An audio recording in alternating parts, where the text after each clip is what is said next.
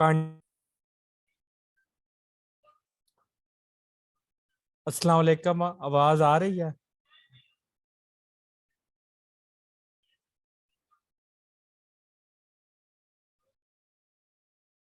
कांडी को कंफर्म कर दे, आवाज आ रही, स्क्रीन शेयर हो रही है?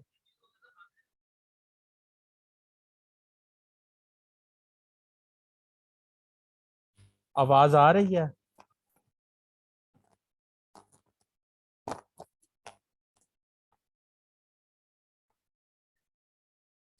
ओके, आज हम स्टार्ट करते हैं। तो आज हमारा ये लेक्चर नंबर 9 है। पहले 8 लेक्चर्स हो चुकी हैं। तो ये जो प्रेपरेशन, ये जो सेशन हम चला रहे हैं, तो ये जनरल सेशन है। इसमें हम क्या कर रहे हैं कि फिजिक्स के जितने भी एग्जाम्स हैं उन सब की प्रेपरेशन हम एक साथ ही कर रहे हैं। क्योंकि ज़ाहिर फिजिक्स का जो भी टेस्ट हो उसमें क्वेश्चन या कंसेप्ट एक ही चीज़ मौजूद होती है। तो इसलिए हमने यहाँ से वेरी बेसिक से हमने स्टार्ट किया है, ताकि जिनके कंसेप्ट अच्छे नहीं हैं तो वो उनके अच्छे हो जाएं। और इस सेशन की कोई टाइम लिमिट नहीं है कि हम बोलें कि बस ये 2 मंथ का सेशन है या 3 मंथ का सेशन है। वो वाली बात यहाँ पर नहीं है। तो ये बस डेली क्लासेस हुआ करेंगी। और मेरा ये इरादा है कि इस सेशन को ना बस थ्रू आउट मैं चलाता रहूँ, ताकि स्टूडेंट्स किस तरह, क्योंकि फिजिक्स का जो सिलेबस है 1-2 मंथ में तो कवर अप हो नहीं सकता। इसलिए हम हर चीज़ पे बड़ी डिटेल से हम डिस्कशन करें और उससे रिलेटेड हम एमसीक्यूज की प्रैक्टिस करें और टेस्ट दें। तो इस तरह आपकी तैयारी, जो भी आप टेस्ट फिर आप देंगे तो वो इंशाल्लाह ताला आपका अच्छा होगा। तो ये आज का लेक्चर नंबर 9 है। तो आज हम लेक्चर स्टार्ट करते हैं।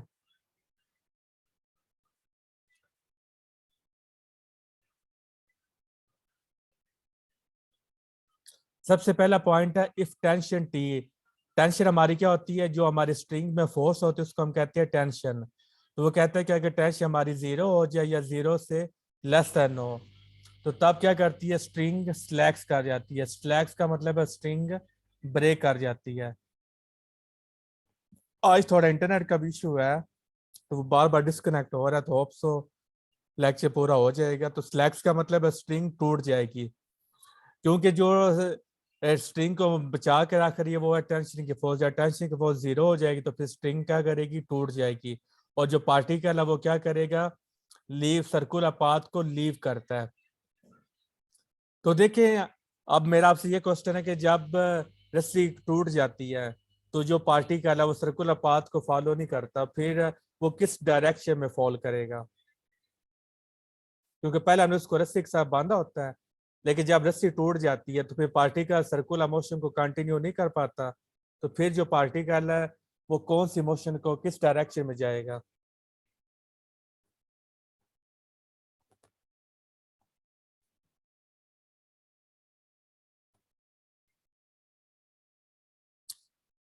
तशबीह ने बोला अलोंग द टेंजेंट। तो बाकियों का क्या ख्याल है? सही कह रहा है तशबीह?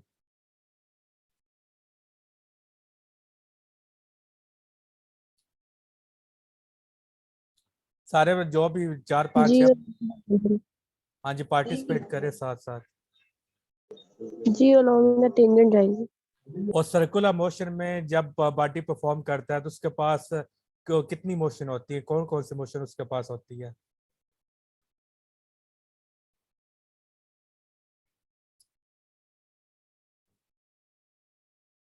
जब बॉडी सर्कल में मूव करती है तो उसके पास कौन कौन सी मोशंस होती हैं?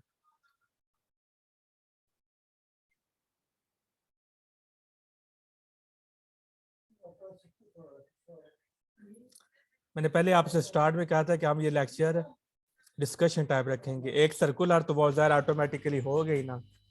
तो दूसरी मोशन उसमें क्या होगी? एक और मोशन भी होती है जब बॉडी सर्कल में मूव करती है। At a time body 2 motion perform कर रहा होता है, तभी वो सर्कल में जाके मूव करता है। मोशन भी। अच्छा, यहाँ पर एक और क्वेश्चन आ जाता है, सर्कुलर और रोटेटरी में क्या फर्क है? सर्कुलर में एक्सिस बॉडी से बाहर होता है और रोटेटरी में एक्सिस बॉडी के अंदर होता है। कोई एग्जांपल दें। मिसाल के तौर पर चांद जमीन के गिर्द घूम रहा है तो उसका एक्सिस, चांद पे एक्सिस जमीन है तो वो उसकी बॉडी से बाहर है। और अगर जमीन अपने ही एक्सिस पे स्पिन कर रही है तो वो एक्सिस सपोज कर सकते हैं कि उसकी बॉडी के अंदर है। यानी कि Yes, like fan. हाँ जी, आप बिल्कुल ठीक कह रही हैं। सिंपल हम ये भी कह सकते हैं कि रोटेटरी मोशन में बॉडी खुद घूमती है, और सर्कुलर मोशन में बॉडी क्या करती है, सर्कुलर पाथ में मूव करती है, वहां पे बॉडी खुद नहीं घूमती। अगर बॉडी खुद घूमे तो वो हमारी होगी रोटेटरी मोशन। जैसे आपने लट्टू की मोशन देखी होगी, लट्टू सर्कल में भी मूव करता है और खुद भी घूम रहा होता है, तो वो हमारी ये दो मोशन परफॉर्म करता है। अब देखिए, अगर आप इस तरह मूव करते हैं सर्कल में, क्योंकि आप खुद वो घूम नहीं रहे होते, तो आप सिर्फ सर्कुलर मोशन करते हैं। लेकिन अगर बॉडी खुद भी घूमे और साथ साथ सर्कुलर पाथ में मूव भी करे, तब उसके पास सर्कुलर मोशन भी होती है और रोटेटरी मोशन भी होती है। और इसके अलावा जो बॉडी होती है उसके पास लीनियर वेलोसिटी भी होती है, जिसके डायरेक्शन क्या होती है, अलोंग द टेंजेंट होती है।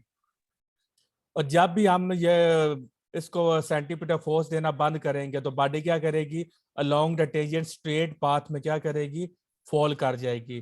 तो इसलिए जब हम सर्कुलर मोशन पढ़ते हैं, तो जितनी भी हमारे पास एंगुलर क्वांटिटीज होती हैं, उनका हम लीनियर क्वांटिटीज के साथ जरूर रिलेशनशिप उनका एस्टेब्लिश करते हैं। वो इसलिए करते हैं कि सर्कुलर मोशन में बॉडी लीनियर मोशन भी परफॉर्म कर रही होती है, और साथ में आप सर्कुलर मोशन भी परफॉर्म कर रही होती है। तो इसलिए जितनी भी आप चाहे वेलोसिटी ले लो, एक्सेलरेशन ले लो, मोमेंटम ले लो, सारों का लीनियर के साथ रिलेशनशिप होता है।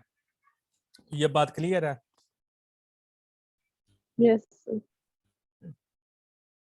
अब नेक्स्ट हमने the meaning of the slacks is broken. If tension T is equal to 0, then it means tension becomes 0, so it will not bound to the attach and particle will be free to move. तो next है हमारे पास kinematics. Kinematics और dynamics में क्या फर्क है?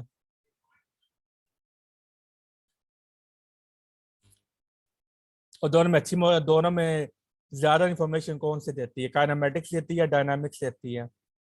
Dynamics. तो दोनों में फर्क क्या है? यही कि काइनेमेटिक्स मोशन को जस्ट डिस्कस करती है, कौन सी मोशन की टाइप, लेकिन डायनामिक्स उस मोशन की रीजन भी बताती है। और मोशन के रीजन क्या चीज है?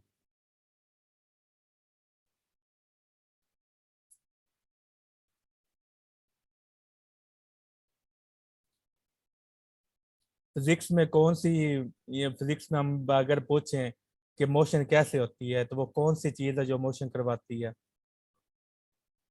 उसका नाम क्या है? फोर्सेस। जी, फोर्स क्या करती है, वो मोशन की काज होती है। तो फोर्स या तो मोशन करवाती है या करवाने की कोशिश करती है, या मोशन रोकती है या रोकने की कोशिश करती है। तो डायनामिक्स में हम क्या पढ़ते हैं, फोर्स पढ़ते हैं, और काइनेमेटिक्स में फोर्स के बारे में नहीं पढ़ते। Yes sir. अच्छा, कॉन्टैक्ट फोर्सेस कौन सी होती हैं और नॉन कॉन्टैक्ट फोर्सेस, एग्जाम्पल के साथ बताना है।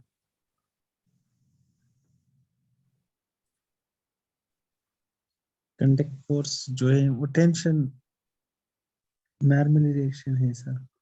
क्या है? स्प्रिंग फोर्स, टेंशन फोर्स है सर। नहीं, कॉन्टैक्ट फोर्सेस होती क्या है? किसी चीज से रिलेटेड सर होती है। किस चीज से related?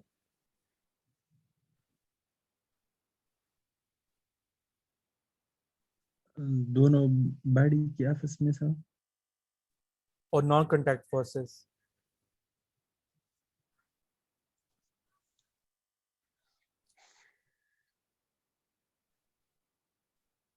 Non contact force contact ऐसी फोर्सेस है कि लाइक अगर जिसम मिसाल के तौर पर अर्थ है, तो अर्थ के ऊपर अर्थ के साथ कांटेक्ट करे या ना करे, लेकिन उसकी फील्ड का असर उसके ऊपर होता है।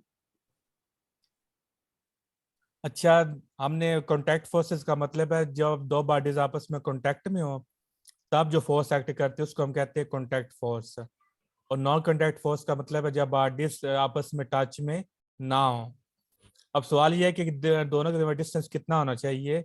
0 डिस्टेंस होना चाहिए। अगर 0 डिस्टेंस होगा दो बॉडीज के दरमियान, तब उनके दरमियान कॉन्टैक्ट फोर्स प्रेजेंट होगी, अदरवाइज कॉन्टैक्ट फोर्स प्रेजेंट नहीं होगी। Hence, for contact force the bodies must touch each other, इनको टच करना जरूरी है, अगर वो टच नहीं करेंगे तो वो फिर कॉन्टैक्ट फोर्स प्रेजेंट नहीं होगी। और इसकी फेमस एग्जांपल है फ्रिक्शन। तो फ्रिक्शन जो है, क्या हम उसको खत्म कर सकते हैं?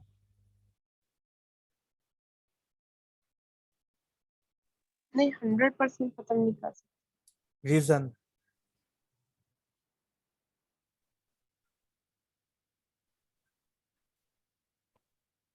क्यों नहीं खत्म कर सकते फ्रिक्शन को?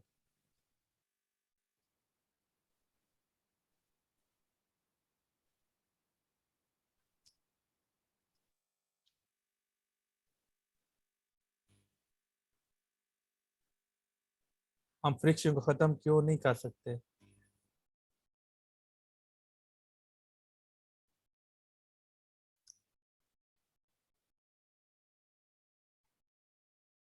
उसका आंसर है यहाँ से स्टार्ट होता है। We can not eradicate, eradicate का मतलब होता है खत्म करना। We can not eradicate the friction force because every object has some irregularities. ये जो हर ऑब्जेक्ट होता है, चाहे वो हमें दिखने में फ्लैट नजर आए, लेकिन उसमें भी क्या होती है, इरेगुलरिटीज मौजूद होती है। अगर आप माइक्रोस्कोप से देखें तो आपको इरेगुलरिटीज नजर आएंगी। तो हम इसको रिड्यूस तो कर सकते हैं फ्रिक्शन फोर्स को, लेकिन हम इसको कभी भी ख़त्म नहीं कर सकते, क्योंकि ये इरेगुलरिटीज हम इनको ख़त्म नहीं कर सकते, और ये बाय नेचर प्रेजेंट होती है, चाहे वो बॉडी फ्लैट हो, जिस तरह की भी बॉडी उसमें इरेगुलरिटीज मौजूद होंगी। तो the for non contact force the bodies, ये हो गया। ये वेरी इंपॉर्टेंट पॉइंट है। जो स्ट्रिंग्स होती हैं उनमें टेंशन की वैल्यू क्या होती है, डिफरेंट होती है। The direction of the string is always away from the point of contact. अगर ये है ना, तो यहाँ पर ये मतलब किसी पार्टिकल के साथ बंधा हुआ है, तो फ्रिक्शन के फोर्स, टेंशन के फोर्स क्या होगी, away from the point of contact. यहाँ पे दोनों जुड़े हुए हैं तो उसकी डायरेक्शन अवे होगी, यानी कि ये होगी। For a massless string tension remains the same. आपने न्यूमेरिकल्स में पढ़ा होगा, या जब हम डेरिवेशन करते हैं तो हम पढ़ते हैं कि जो स्ट्रिंग होनी चाहिए वो मैसलेस होनी चाहिए।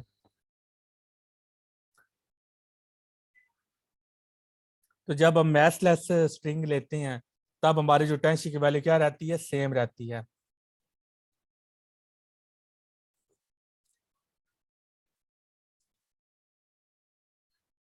अब देखिए, ये वेरी इंपॉर्टेंट पॉइंट है। Tension is the characteristic of a string material, कि जिससे रस्सी मिलकर बनी होती है, टेंशन उसकी प्रॉपर्टी होती है।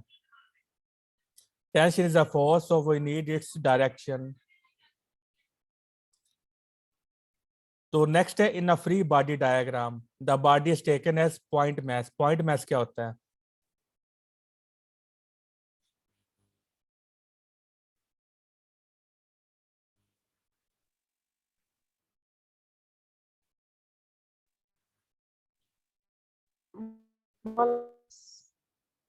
बिल्कुल। आपकी वॉइस नहीं आई। बहुत स्मॉल मैस, कितना स्मॉल? मैसलेस एक पॉइंट कितना। तो इसका कोई मतलब प्रॉपर डेफिनेशन नहीं है पॉइंट मैस की?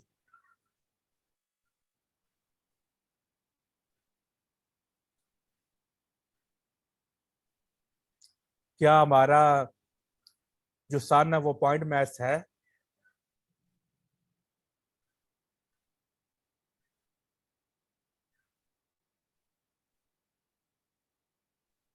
सन क्या हमारा पॉइंट मैस है?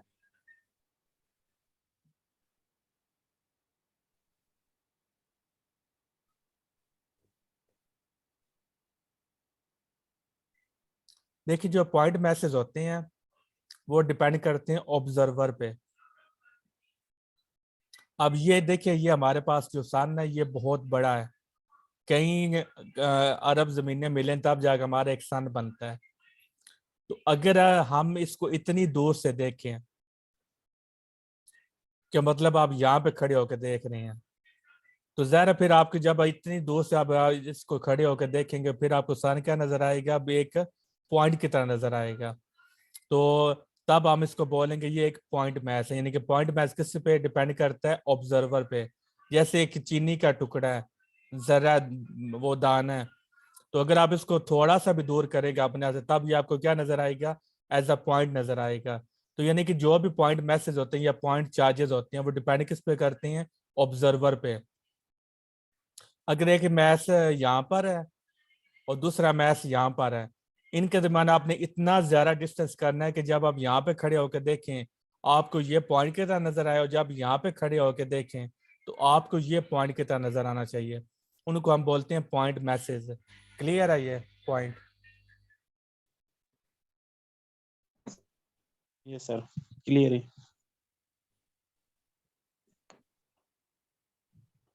अब जो फ्री बॉडी डायग्राम वाला कंसेप्ट है ना, ये हम यूज करते हैं अपने न्यूमेरिकल को सॉल्व करने के लिए।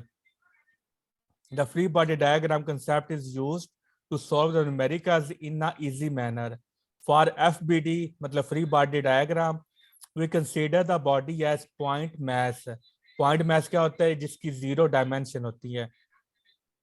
And then represent all the forces acting on it. जो भी हमारे पास कम्प्लेक्स प्रॉब्लम हो तो आप क्या करें, जितने भी मैसेज हैं वो हमारे पास क्या हो जाएंगे? पॉइंट मैस बन जाएंगे।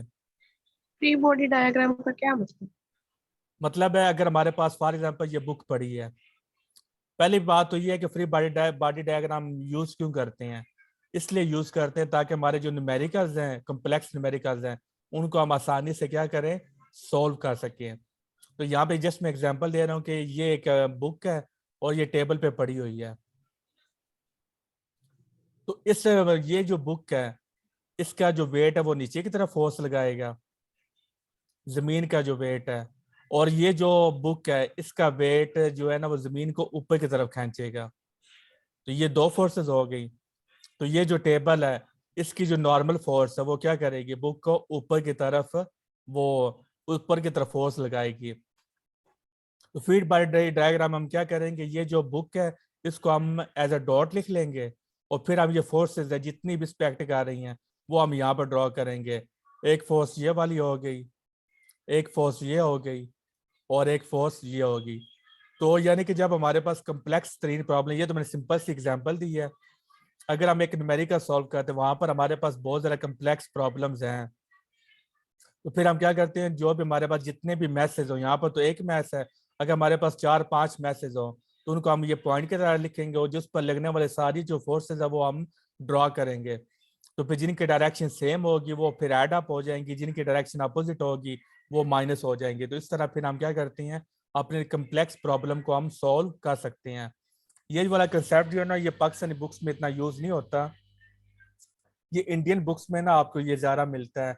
तो जब आप ये एटॉमिक का एग्जाम देती हैं या एमफिल का एग्जाम देती हैं तो वहां पर ये कंसेप्ट आपको मिलेगा। अब मेरा नेक्स्ट क्वेश्चन है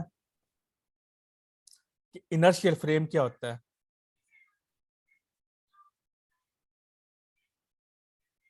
एक्सेलरेशन 0 होता है जिस फ्रेम में। हाँ जी, तो अर्थ हमारी इनर्शियल फ्रेम है या नहीं? अगर हम स्ट्रिक्टली स्पीकिंग मतलब अगर उसको स्ट्रिक्टली डील किया जाए तो अर्थ इनर्शियल फ्रेम। अर्थ दोनों है, नॉन इनर्शियल भी और इनर्शियल भी। इन रियलिटी क्या है, इनर्शियल है या नॉन नॉन इनर्शियल है? Inertial. In reality inertial frame है। जी। तो अभी आपने बोला स्ट्रिक्टली अगर हम बोलें तब इनर्शियल होता है।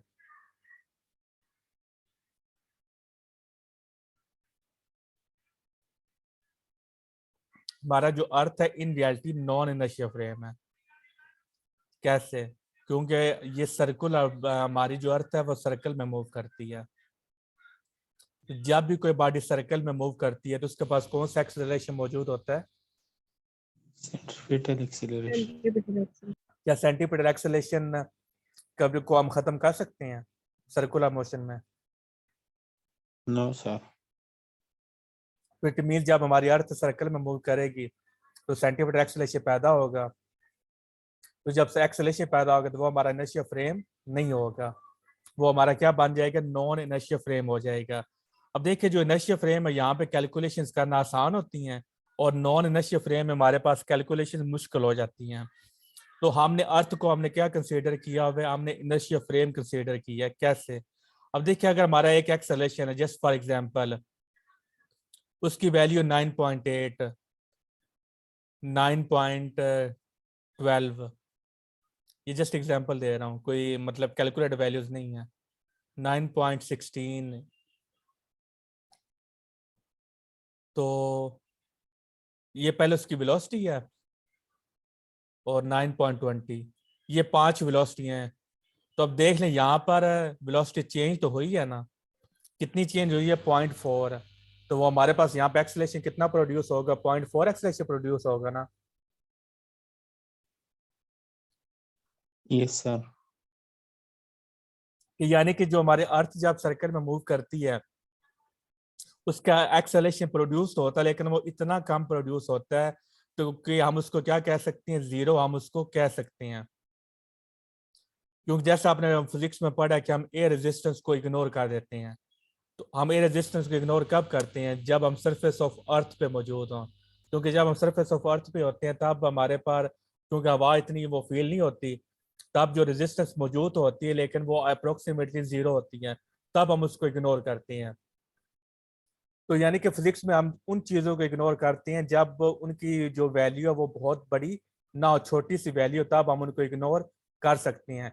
लेकिन जब आप पहाड़ों पे चले जाएं तो वहां पर आप एयर रेजिस्टेंस को इग्नोर कर सकते हैं, नो नहीं। सर। क्योंकि वहां पर हमारी जो हवा है वो बहुत तेजी से चलती है, इसलिए वहां पर आप एयर रेजिस्टेंस को इग्नोर नहीं कर सकते। इसी तरह ये जो एक्सेलरेशन प्रोड्यूस होता है जमीन के सर्कल में मूव करने की वजह से, तो ये इतना कम प्रोड्यूस होता है कि हम इसको अप्रोक्सीमेटली जीरो कह लेते हैं। क्योंकि अगर हम इनर्शिया फ्रेम की तरह को जब हम कैलकुलेशंस करेंगे तो फिर हमारी क्या होगी? हमें आसानी होगी। अगर नॉन इनर्शिया फ्रेम हम कैलकुलेशंस करेंगे तो वो फिर हमें क्या होगा? मुश्किल हो जाएगा। इसलिए हम अर्थ को कह लेते हैं कि वो हमारा इनर्शिया फ्रेम ही है, क्योंकि उसका एक्सेलरेशन बहुत कम प्रोड्यूस होता है। तो ये सारी बातें यहाँ पर लिखी हुई हैं।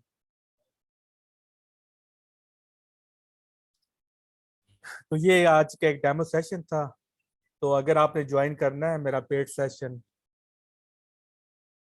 तो ये कॉन्टैक्ट आपके डिटेल्स आपके सामने है।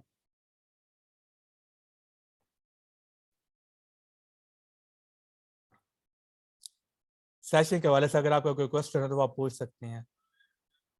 ये मेरा कॉन्टैक्ट नंबर है यहाँ पर। बता दे जी, पेड सेशन कितनी फीस है, कितने फीस अब मंथ मैं के? मुनासिब ले रहा हूँ, तो यार ज़ाहिर है यहाँ पर तो मैं नहीं बताऊंगा। वो आप ना पर्सनली मुझसे मैसेज करके पूछ लें, क्योंकि ओके। कुछ स्टूडेंट्स होते हैं वो होते हैं मतलब वो ज़्यादा पे नहीं कर पाते। तो इसलिए मैं नहीं चाहता कि वो मैं ज़्यादा फीस का बोल को वो फिर बेचारे वो सेशन ज्वाइन ना करें। तो इसलिए जो डिजर्विंग स्टूडेंट्स हैं उनके लिए हमने कंसेशन रखी हुई है। और इसमें जो ये सेशन होगा इसमें आपके डेली लेक्चर क्लासेस होंगी। आप देखिए यहाँ पर इसी तरह आपके जो पॉइंट्स की फॉर्म है आपको नोट्स दिए जाएंगे, ताकि ये इन्हीं पॉइंट्स में से एमसीक्यू बनते हैं। यहाँ पे आप देख लें अभी जो 2022 में पेपर हुआ था, तो इन्हीं में से वो पेपर एमसीक्यू बनाते हैं। इसके अलावा फिर आपको एमसीक्यूज की प्रैक्टिस करने के लिए भी दी जाएगी, ताकि आपको पहले कंसेप्ट का पता हो, फिर आप उस कंसेप्ट को अप्लाई करना समझे। फिर आपको असाइनमेंट्स दी जाएंगी और वो असाइनमेंट्स क्या होंगी? प्रॉब्लम बेस्ड होंगी, ताकि जब जितनी ज़्यादा प्रॉब्लम सॉल्व करें उतना ज़्यादा फिर आप जब पेपर में बैठे हैं तो वो फिर आपके लिए मसला ना हो। इसके अलावा वो जो न्यूमेरिकल जो आपको 4-5 मिनट आप लगते हैं पे सॉल्व करने में, वो इंशाल्लाह ताला हम आपको शॉर्टकट्स देंगे। वही न्यूमेरिकल आप 5 से 10 सेकंड के अंदर सॉल्व कर सकते हैं। क्योंकि टेस्ट में टाइम बहुत ज़्यादा कम होता है, तो इसलिए वो हम सारी चीज़ें आपको साथ साथ प्रोवाइड करेंगे। कोई और क्वेश्चन तो पूछ सकते हैं।